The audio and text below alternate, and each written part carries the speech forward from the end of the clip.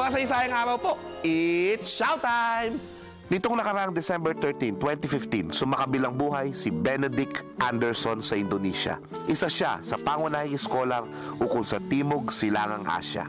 Nagsimula siya bilang eksperto ng Indonesia sa Cornell University sa New York. Ngunit, isang papel niya ang ikinagalit ng rehimeng Suharto noong 1971. Pinanindigan niyang hindi palitan ng anumang kanyang sinulat kaya naban siya sa Indonesia hanggang bumagsak ang diktadura noong 1998. Tila biyaya kay Ben na mamatay sa Indonesia niyang mahal. Habang hindi pa nakababalik sa Indonesia, mas lumawak ang mundo ni Ben. Naging bihasa sa pagkukumpara ng kasaysayan ng iba't ibang bansa upang makakita ng mga pagkakahalintulad at pagkakaiba ng mga ito. Mula sa pag-aaral ng Thailand, napadpad siya sa pag-aaral ng Pilipinas matapos ang diktadurang Marcos.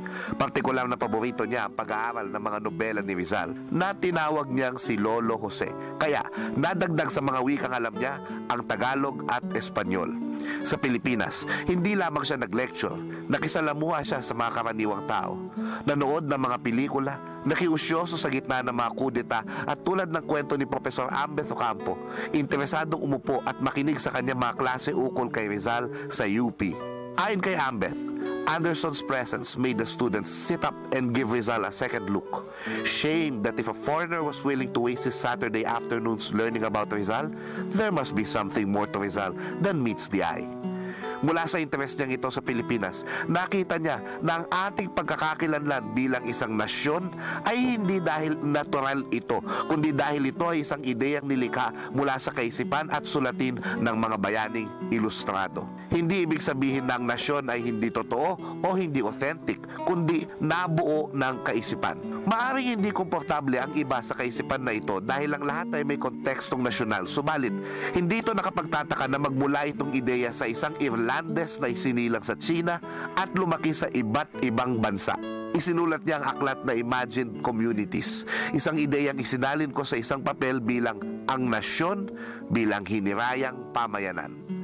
Dito at sa iba pa niyang aklat tulad ng The Spectre of Comparison, isang titulong hiniram niya mula sa Noli Me Tangere, at Under Three Flags, ayon kay Dr. Filomeno Aguilar Jr., ang ginawa ni Ben, locate the Philippines in global history and consider it an important actor in the international scene. Ang kanyang mga aklat ay isinalin sa iba't ibang wika. Hindi man ako pinalad na maging kaibigan siya, minsan na niya akong natulungan sa pamamagitan ng email. Sa ikalima at huling beses kong makita siya noong isang taon, nasa Ateneo siya at naka-shorts. At home siya sa Pilipinas. Ayon kay Ambeth Ocampo, Southeast Asian studies has suffered a great loss, but his books will live on to inspire more questions. Ayon naman sa kanyang publisher sa Pilipinas na si Carina Bulasco ng Anvil, Ben has graced my life like no other.